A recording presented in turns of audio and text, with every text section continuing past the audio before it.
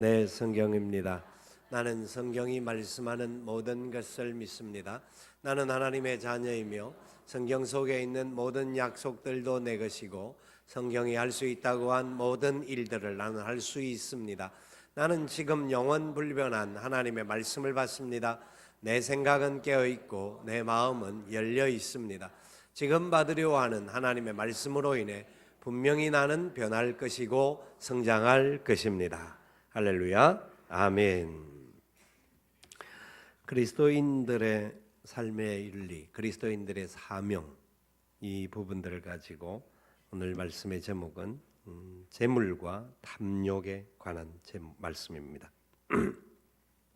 여러분 혹시 1336 전화번호를 아시나요? 아시는 분 계십니까? 1336 한번 해보시면 어디가 나올까요? 1336을 아시는 분들이 이상한 분들입니다. 1336은 도박 중독자들을 도와주는 돕는 센터입니다. 그렇기 때문에 아마 1336 혹시 없으시겠죠. 근데 크리스천들 중에서도 그런 케이스에 있는 분들이 없잖아 있습니다. 크리스천들 중에서 이런저런 중독에 걸려 있는 분들이 없잖아 있습니다.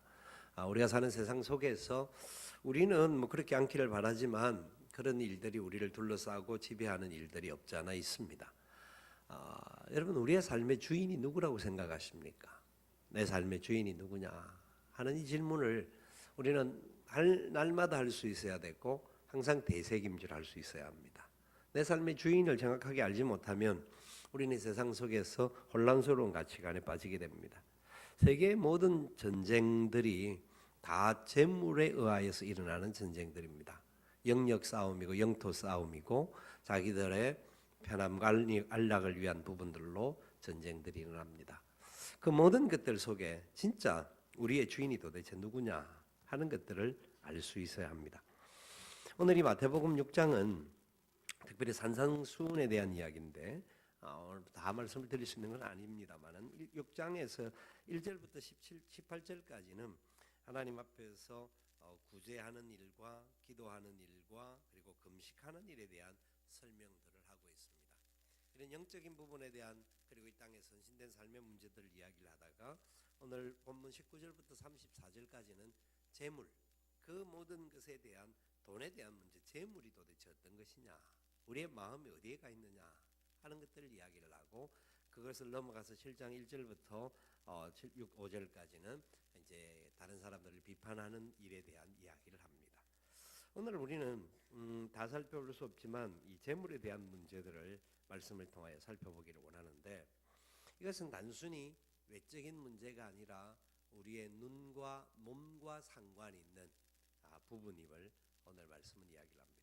첫 번째, 이 말씀 속에서 깨달아야 할 게 나는 무엇을 소중히 여기느냐 하는 겁니다. 내가 소중히 여기는 게 뭐냐, 어떤 것을 더 중요하게 여기느냐 하는 것을 우리는 살펴봐야 합니다.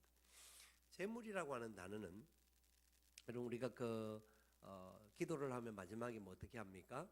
아멘 하죠. 아멘을 한다는 말은 무슨 뜻이죠? 네, 그렇게 되기를 원합니다, 믿습니다 하는 뜻이 있습니다. 신뢰한다라는 뜻이 담겨 있습니다. 그게 히브리어인데 이 재물이라는 단어가 그 아멘이라는 단어의 어원과 같은, 그래서 아람어에서 나온 신뢰하다, 우리가 신뢰하는 자, 이런 뜻에서 같은 의미로 나와 있습니다. 그러니까 사람들이 재물을 믿을 수 있는 대상이라는 겁니다. 하나님에 대하여서 아멘하고 하나님에 대해서 믿는 것이 우리 영적인 사람들의 기본적인 수준이어야 되는데, 또한 예수님께서 이 재물에 대한 이야기를 하실 때 재물도 우리가 믿을 수 있는 대상이다라는 것을 상기시키고 있다라는 것을 아셔야 합니다. 우리의 마음이 이 재물에 대해서 어떤 상태로 가고 있는지에 대한 부분들이에요. 성경은 재물이 필요 없다고 말한 적이 하나도 없습니다. 재물이 우리에게 필요한 부분들이 있고 또 우리가 살아가는 데 있어서 노후를 위해서 준비하고 또한 보험도 들고 뭐 이런저런 부분에 대하여서 저축하는 것에 대하여서 성경은 잘못되었다고 말하지 않습니다. 왜냐하면 성경에 등장하는 많은 그 이야기들 중에서 그 개미에게 가서 배워야 할 문제 뭐 이런저런 것들을 가지고 말하면서 우리가 미리 준비해야 될, 겨울이 오기 전에 준비해야 될 게 뭐며 이런저런 것들에 대하여서 문제를 삼지는 않습니다. 그런데 이 모든 문제가 재물은 탐욕과 연결되어 있는 부분들이 있다라는 거예요. 재물을 믿음의 대상으로 생각하는 부분들이 우리 속에 있다라는 거죠. 그러니까 믿음의 대상이 누군지에 대해서 정확하게 분별하지 못하면 우리의 삶은 잘못된 판단이, 잘못된 결과가 나올 수가 있습니다. 그래서 성경은 단호하게 이야기하기를 돈을 사랑함이 일만하게 뿌리가 된다. 돈을 사랑함이 일만하게 뿌리가 된다 하는 이야기를 합니다.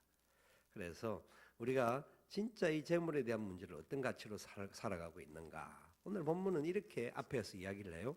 19절 20절 다시 한번 같이 읽어봅시다. 너희를 위하여 보물을 땅에 쌓아두지 말라. 거기는 좀과 동록이 해하며 도둑이 구멍을 뚫고 도둑질하느니라.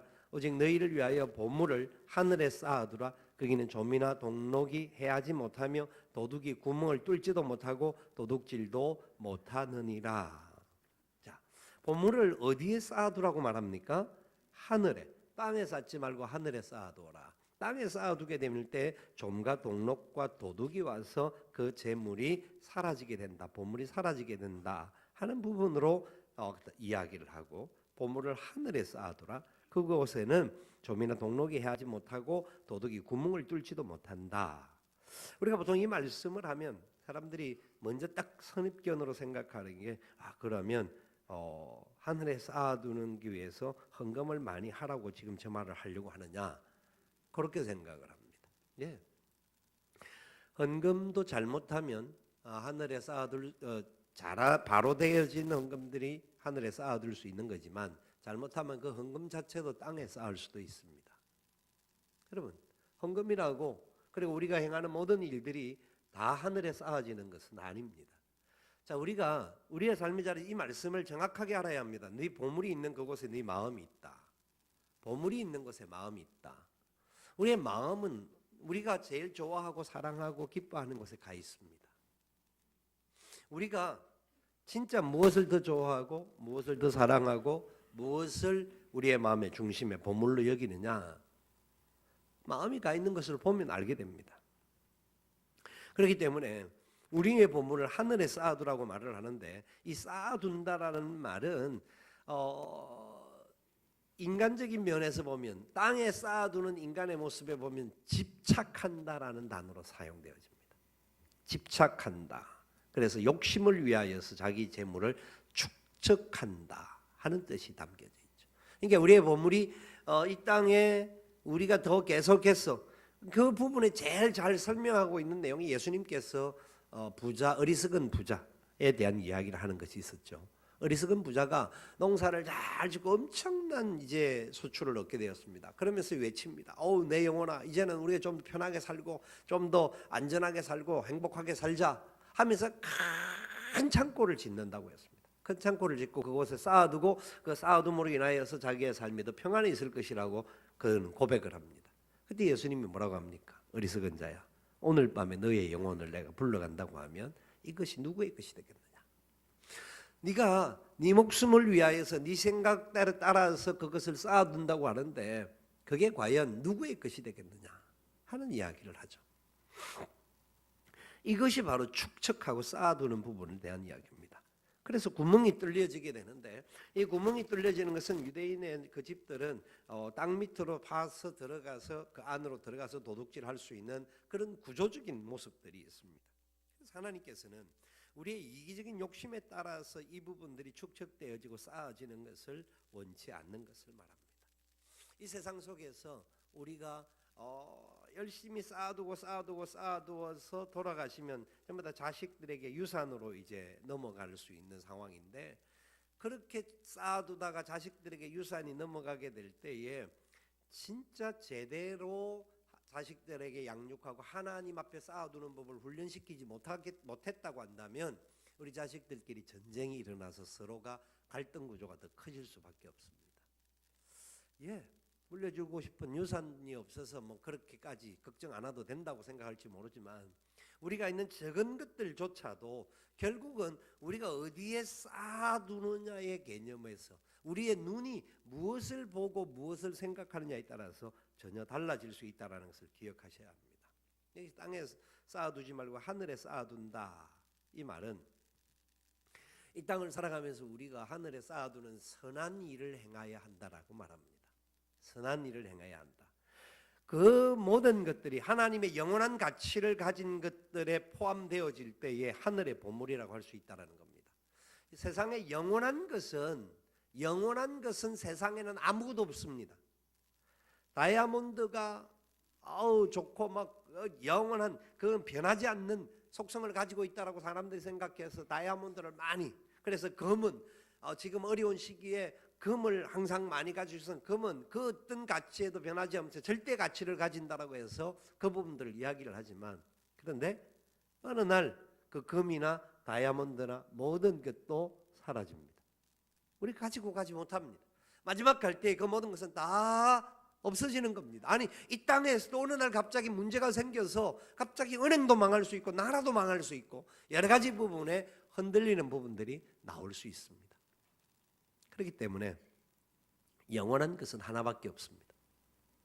영원한 것은 알파와 오메가 되시는 하나님뿐인 줄 믿으셔야 합니다. 영원한 것은 어제나 오늘이나 영원토록 동일하신 우리 구주 예수 그리스도밖에 없으신 줄 믿으셔야 합니다. 영원한 분은 우리의 모든 삶의 자리에 지금도 함께 하시고 탄식하면서 기도하고 계시는 보혜사 성령님밖에 없음을 믿으셔야 합니다. 그러니까 성부, 성자, 성령께서 함께하는 그분의 선하시고 기뻐하시고 온전한 뜻을 분별할 줄 아는 곳에 영원한 것이 있고 하늘에 쌓아두는 역사가 있습니다. 하늘에 쌓아둔다는 것은 영원한 쌓아둠을 말합니다. 영원한 것을 말합니다. 세상의 다른 모든 것들은 우리가 가지고 있는 것, 누리는 것들, 그리고 우리가 있는 건강까지도, 우리의 모든 것까지도 어느 날은 사라집니다. 그런데 이 영원한 것, 하나님께 속한 것만이 영원한데 그것만이 하늘에 쌓아두는 것이 된다고요. 근데 성경은 그 부분을 뭐라고 말하느냐 하면, 이 하늘에 쌓아둔 보물에 대하여서 우리가 의를 위해서 살아가는 것, 그리스도를 위해서 고난을 받는 것, 남들을 용서하는 것, 이런 것들도 하늘에 쌓아두는 것이라고 말합니다. 우리의 삶의 자리 속에서 예수님 믿는 사람답게 살아가는 것들이 하늘에 쌓아두는 것이라는 것이에요. 그런데 좀 더 구체적으로 재물과 연결되어진 부분에 있어서 하늘에 쌓아두는 것을 이야기하는 것을 이렇게 말합니다. 히브리서 13장 16절 말씀해 보면, 히브리서 13장 16절에 이렇게 말씀을 해요. 자, 나오나요? 같이 볼까요? 읽어봅시다. 오직 선을 행함과 서로 나누어 주기를 잊지 말라. 하나님은 이 같은 제사를 기뻐하시느니라. 자, 선을 행하고 나누어 주는 것이 하나님이 기뻐하는 제사다. 이 부분을 기억하면서 디모데전서 6장 17절에서 19절까지 말씀을 한 번 더 봅니다. 디모데전서 6장 17절 읽습니다. 네가 이 세대의 부한 자들을 명하여 마음을 높이지 말고 청함이 없는 재물에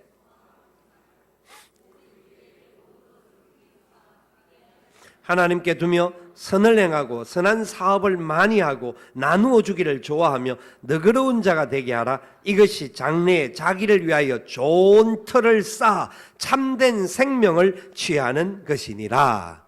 아멘. 선한 일을 행하고 선한 사업에 부하고 베풀고 나누는 삶을 사는 것이 좋은 터에 쌓아두는 것입니다. 이 쌓아두는 것이 어디에 쌓는 것이다? 하늘에 쌓는 것입니다. 이 땅에서 우리가 하나님 앞에 드려지는 모든 것들이 우리가 하나님의 영광을 위해 살아가는 일에 귀하게 쓰여지도록 하나님께서 구약의 제사장들을 먹이고 살리는 일에 사용하실 뿐만 아니라 구제하고 베풀고 나누는 일에 하나님이 사용하셨던 것이 예물들입니다. 그렇기 때문에 우리의 삶 속에 진짜 우리의 교회가 하나님의 기뻐하시는 뜻을 이루기를 소망하면서 그 일들을 이루어 나갈 때에 하늘에 쌓아두는 역사를 이룰 수가 있는 겁니다. 여러분의 재산들이 얼마가 될지는 아무도 모릅니다만은 이 땅에서 단순히 내가 생각하는 가치에만 두고 목표를 두고 쌓아두는 자가 되지 말고 하나님께 맡기고 하나님의 뜻 가운데 신뢰하고 하나님의 영광을 위하여 쌓아둘 줄 아는 그런 삶이 될 수 있기를 바랍니다. 선교를 위하여 쌓는 것도 하나님을 위하여 쌓는 겁니다. 우리가 다른 사람들을 위해서 베풀고 나누고 구제하는 일도 하나님 나라를 위하여 쌓는 것입니다. 그것을 기억하셔야 합니다. 그렇지 않으면 우리는 이 땅에 내 자신의 욕심을 따라서 쌓을 수가 있는 존재들이라는 거죠. 그래서 우리의 눈을 어디에 두어야 할 것이냐? 22절 23절에 이렇게 말합니다. 우리의 눈을 무엇을 보느냐? 22절 23절 왜 눈을 이야기하는지 읽어봅시다. 눈은 몸의 등불이니 그러므로 내 눈이 성하면 온몸이 밝을 것이요 눈이 나쁘면 온몸이 어두울 것이니 그러므로 내게 있는 빛이 어두우면 그 어두움이 얼마나 더하겠느냐. 우리 눈은 몸의 등불이라고 말합니다. 그래서 눈이 성하면, 눈이 좋고 눈이 온전하면 온몸이 밝을 것이라는 거죠. 근데 눈이 나쁘면 다른 말로 눈이 악할 수도 있다라는 것을 말합니다. 온 몸이 어두울 것이다. 그러므로 내게 있는 빛이 어두우면 그 어두움이 얼마나 더하겠느냐. 우리가 보는 것들이 이 세상에서 보는 가치와 생각과 판단의 기준들이 눈을 통하여서 보여지는 겁니다. 눈을 통하여 보면서 이 눈을 가지고 자기의 욕심과 자신들의 어떤 배부름만을 위하여 세상을 살아간다고 한다면 악한 것들로 지배받을 수밖에 없는 거예요. 그런데 우리의 눈은 살아계신 하나님을 보는 눈입니다. 살아계신 하나님께서 우리에게 명령하신 일들에 순종하고 실천하고 헌신하기를 소망하는 눈들이 되어야 합니다. 하나님의 선하시고 기뻐하시고 온전한 뜻이 뭔지를 우리의 눈으로 볼 수가 있어야 합니다. 하나님은 우리를 통하여서 놀라운 역사를 이루어가기를 원합니다. 세상에서는 사람들이 쉽게 돈을 버는 방법으로 그래서 도박이라는 것들도 행하기도 하고 일확천금을 노리려고 하는 투기와 그런 삶을 삽니다. 그런데 그것이 있다고 해서 금방 사람이 편안해지는 게 아닙니다. 왜냐하면 보는 것이 그런 것만 보고 있기 때문에 우리가 보고 느끼는 것이 그런 것만 느끼니까 우리의 삶이 행복할 수가 없는 겁니다. 우리가 어떤 것을 소유하든지 그게 중요한 것이 아니라 내 눈이 하나님께 있느냐 그렇지 않느냐 이것을 우리의 삶의 자리에 잊지 말고 살아가야 합니다. 여러분, 우리가 살아가는 시간들 속에서 우리는 어디에다 우리의 눈과 마음을 두고 있습니까? 우리의 생각들은 어디에가 두고 있습니까? 여러분, 재물이 필요 없는 것이라고 말하지 않습니다. 재물은 필요한 부분입니다. 그 자체는 가치 중립적인 것인데 어떤 눈으로 그것을 보고 어떤 마음으로 생각하느냐의 차이입니다. 여러분, 저는 우리들 가운데 가능하면 나올 수 있으면 더 좋고 그렇지 않으면 우리 다음 세대 자녀 손들이 진짜 이 땅에 참된 부자 그리고 재벌도 나올 수 있었으면 좋겠습니다. 전혀 여기는 아무도 안 믿어. 왜 재벌이 된다라는 부자 되기도 어려운데 재벌이 된다라는 사실 자체를 우리는 믿을 수 없고 상상도 할 수 없는데 진짜 돈이 많다고 무조건 좋은 거 아니에요. 그런데 이 바른 눈을 가지고 온전한 눈을 가지고 선한 눈을 가지고 있는 사람들이 재벌이 되어지고 또 세상에 거부가 되어질 수 있다고 한다면 하나님의 기뻐하시는 놀라운 역사를 위하여서 선한 일을 행하고 선한 사업에 부할 수 있기 때문에 우리의 다음 세대들은 그런 사람들이 나올 수 있기를 축원합니다. 그렇게 되어야 합니다. 우리는 비록 그렇게 될 수 없는 삶의 테두리 속에 있을지도 모르고 그런 걸 누리는 것들도 뭐 이상하게 생각할 수 있을지도 모릅니다. 그런데 하나님의 뜻을 알고 바른 판단을 가지고 믿음으로 걸어가서 우리가 도박하거나 잘못된 삶을 살지 않을 때 우리는 온전한 삶의 역사를 이루어갈 수가 있습니다. 그래서 우리는 기억해야 합니다. 24절 말씀에 우리가 누구의 종인지를 알아야 한다라는 겁니다. 24절 한 번 더 읽읍시다. 한 사람이 두 주인을 섬기지 못할 것이니 혹 이를 미워하고 저를 사랑하거나 혹 이를 중히 여기고 저를 경히 여김이라. 너희가 하나님과 재물을 겸하여 섬기지 못하느니라. 같이 연결되는 말씀이에요. 그래서 우리의 주인이 누구냐? 주인이 누구냐? 하나님이 나의 삶의 주인이다. 그래서 나는 하나님의 종이다. 아니면 내 주인은 우리는 아무도 그렇게 표현을 하지 않습니다만은 돈이다. 그렇게 혹시 살고 있지는 않는지를 봐야 합니다. 진짜 우리의 삶의 속에서 누가 내 삶의 주인이냐. 여기 절대로 성경은 말합니다. 한 사람이 두 주인을 섬길 수 없다. 예수님의 말씀입니다. 한 사람이 두 주인을 못 섬긴다. 돈을 섬기든지 하나님을 섬기든지 해야 된다.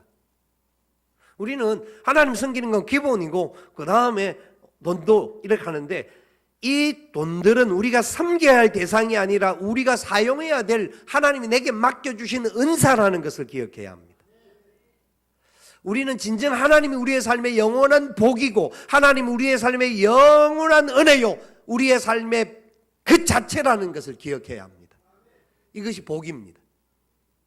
이 진정한 복을 받은 사람으로서 내게 있는 다른 모든 것들은 내가 삶의 자리에서 하나님의 영광을 나타내고 살아가는 데 필요한 은사일 뿐입니다. 은사는 각양 다릅니다. 어떤 사람의 은사는 이럴 수 있고 저럴 수 있고 차이가 있었습니다. 그런 은사들을 가지고 내 몸을 다해서 내 힘을 다하고 마음을 다하고 뜻을 다하고 정성을 다하여 주 너희 하나님을 사랑하는데 우리가 최선을 다해야 합니다. 다른 모든 것들은 부산물일 뿐입니다.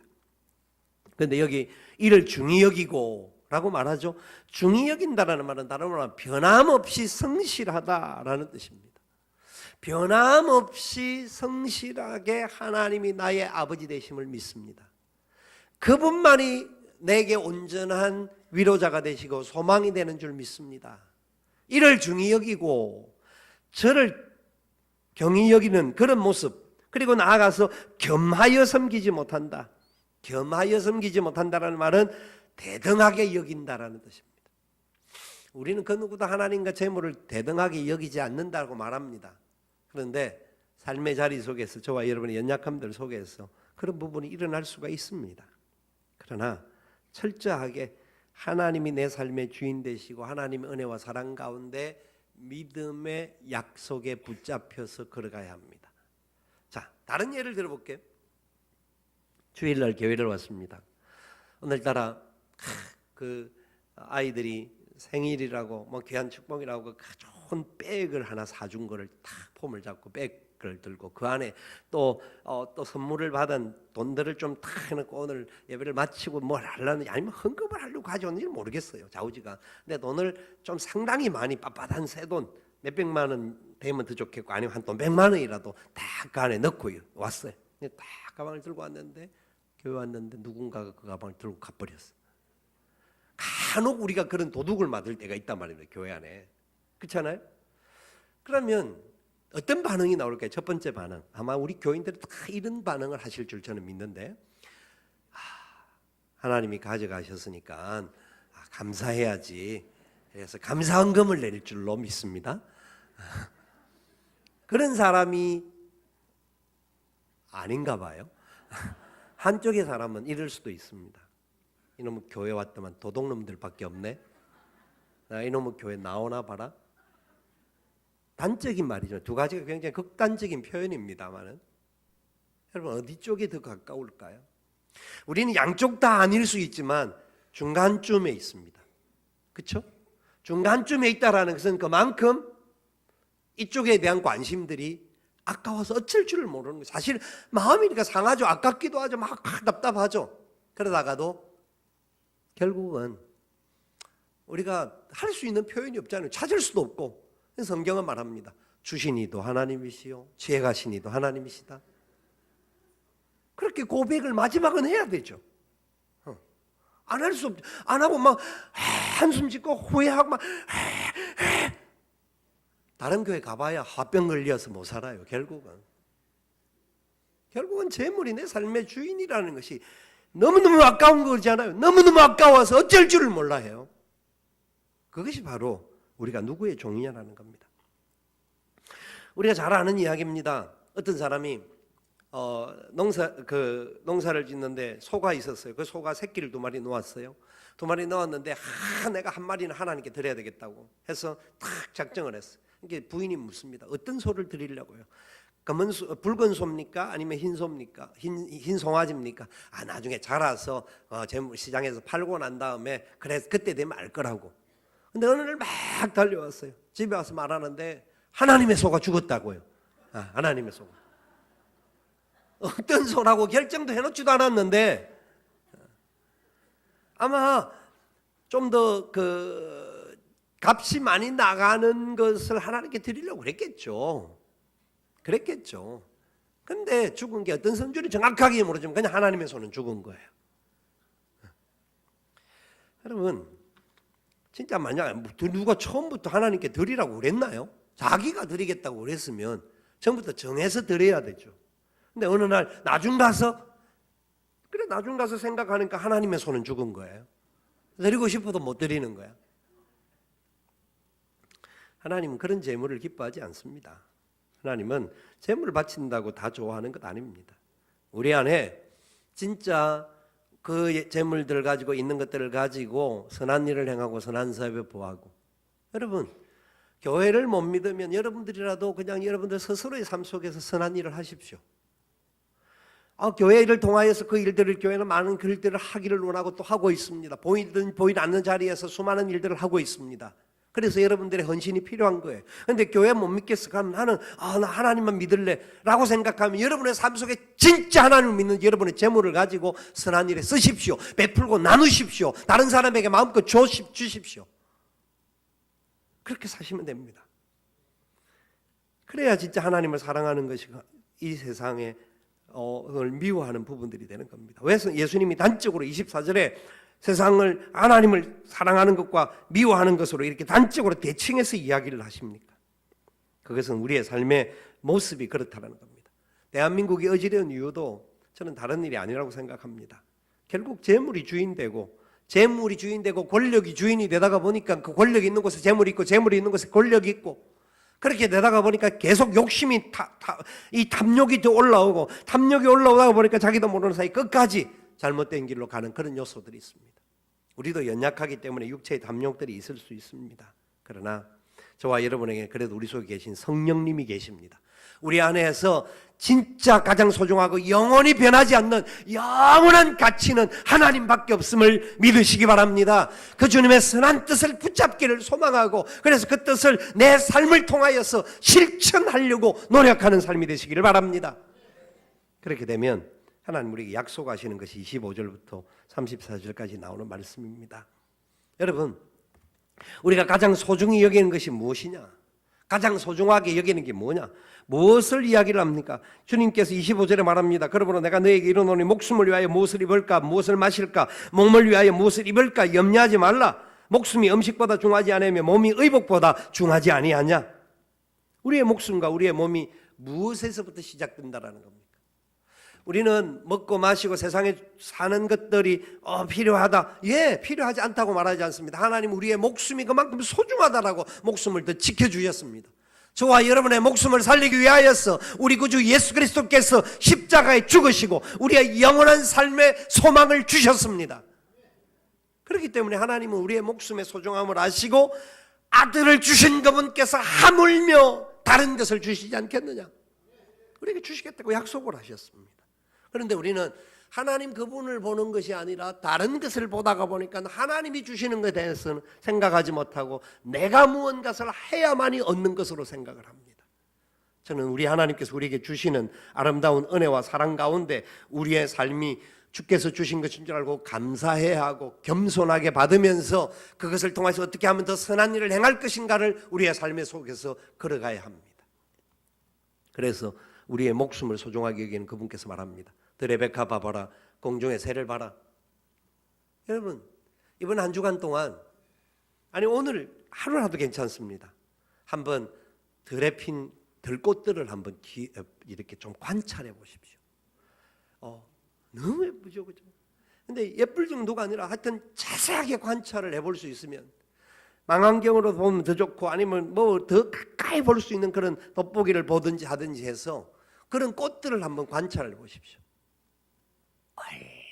얼마나 그 술 하나가 나와 있는 그게 얼마나 오묘한지 몰라. 그냥 나와 있냐. 그 안에다 모양이 있고 이상한 형태들이 다 갖춰져 있습니다. 하늘의 별을 봐도 그냥 보는 별이 있지만 저 별이 쫙 깔려 있는 세상. 그리고 지구 바깥에서 지구를 보면 지구가 얼마나 예쁘고 아름답다고 하는지 모릅니다. 이런 삼라만상들을 바라보면서 너무 예쁘고 귀하고 아름답다. 좋다. 그런데 그것들보다 저와 여러분이 더 귀하고 복된 존재인 줄 믿으시기 바랍니다. 하나님 우리를 더 귀하게 여기십니다. 더 아름답게 여기십니다. 그렇기 때문에 염려하지 말라는 겁니다. 염려하지 말라. 그래서 우리 그리스도인들이 하나님의 사랑을 받은 사람들답게 사랑을 베풀고 나누는 소중한 삶을 살아야 되죠. 18년 전쯤에 우리 석수봉사대가 시작했습니다. 석수봉사대는 그냥 목요일 날 하루 모여서 도시락 반찬을 일주일분을 만들고 따뜻한 밥을 지어서 우리 독거노인들, 소년소녀 가장들이나 독거노인들에게 배달하는 일들을 했죠. 30가정 내지 40가정, 나중에 좀 더 많아지는 그 과정이 지금 우리 석수경로식당의 전신입니다. 그때에 12명의 사람들이 1차 제자훈련을 마치고 그 다음에부터 이제 그 앞에서 하던 것을 받아서 시작을 했는데, 그때 그분들에게 이 일을 해야 됩니다라고 일을 줄 뿐만 아니라 돈도 당신들이 내서 하십시오, 그렇게 했던 겁니다. 석수경로 그 봉사대가 처음에 교회가 재정을 주지 않았습니다. 하나님 저에게 주신 지혜가 있었고 깨닫게 하시는 것이 있어서 주는 자가 받는 자보다 복이 있다라는 그 속에서 그분들의 그래 시간 내는 것마다 너무 귀하죠. 그런데 우리가 살기가 좀 어렵고 가난할지는 몰라도 10,000원, 20,000원이라도 모아서 내 돈까지 낼 수 있다고 하면 하나님 더 기뻐하실 것이다. 그래서 시작된 겁니다. 한 주도 끊어지지 않았습니다. 2년 가까운 시간 동안 그 부분들에 있어서 많은 분들이 그분들이 모이는 일을 목요일 나와서 봉사하는 분들도 돈 내고 또 참여하지 못하는 분들도 옆에서 지원을 해주고 해서 그 일들이 진행되다가 지금 경로식당으로 확대되어져서 이렇게 합니다. 너무 귀한 일이에요.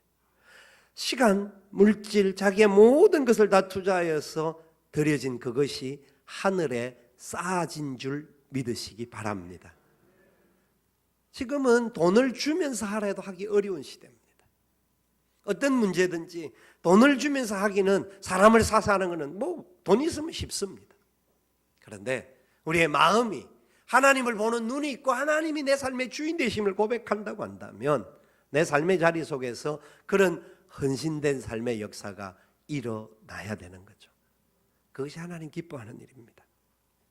그러면서 우리에게 34절로 말씀하시면서 이렇게 마지막 결론을 맺고 계십니다. 같이 읽겠습니다. 그러므로 내일 일을 위하여 염려하지 말라. 내일 일은 내일이 염려할 것이요 한날의 괴로움은 그날에 족하니라.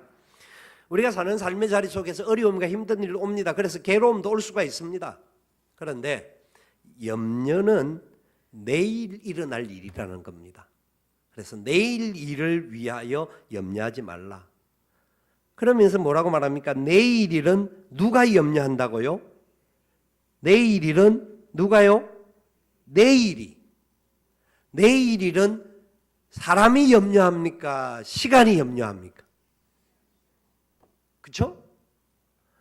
내일 일은 사람이 염려하지 않는 거예요. 우리는 염려를 하지만 주님은 말씀하기를 내일 일은 내일의 시간이 염려할 것이다. 이런 말이에요. 사실 이 말이 안 돼. 우리는 이해가 안 되는 말이에요. 그죠? 내일의 시간은 누구 시간입니까? 하나님의 시간입니다. 그러니까 우리가 염려하지 말라라는 겁니다. 내일 일이 미리 당겨서 염려해 본들 해결 안 된다라는 겁니다. 네가 내일 살지도 안 살지도 모르는데, 아니 살아도 그건 네가 염려할 거 아니다 이겁니다. 아버지가 아신다라 이거죠. 그러니까 아버지를 보는 눈이 있고 아버지의 생각을 가지고 아버지께서 하늘에 쌓아두는 것이 뭔지를 아는 사람이라고 한다면 내가 그렇게 살면 되는 거죠. 베풀고 나누고 선한 일을 행하고, 그래서 우리에게 주어진 것을 가지고 최선을 다하여서 어떻게 하면 나를 통하여 주님께 더 크게 영광 될 것인가, 어떻게 하면 하나님의 기쁨이 될 것인가, 그렇게 살자라는 거죠. 여러분, 그런 은혜와 복이 저와 여러분에게 나타나서 재물에 대한 탐욕으로 사는 자가 아니라 재물을 통하여 하나님이 주인 되심을 보며 살아갈 수 있는 저와 여러분 될 수 있기를 살아계신 예수님의 이름으로 축원을 드립니다. 아멘. 우리 함께 일어나셔서 찬양하며 기도의 자리로 나가기를 원합니다.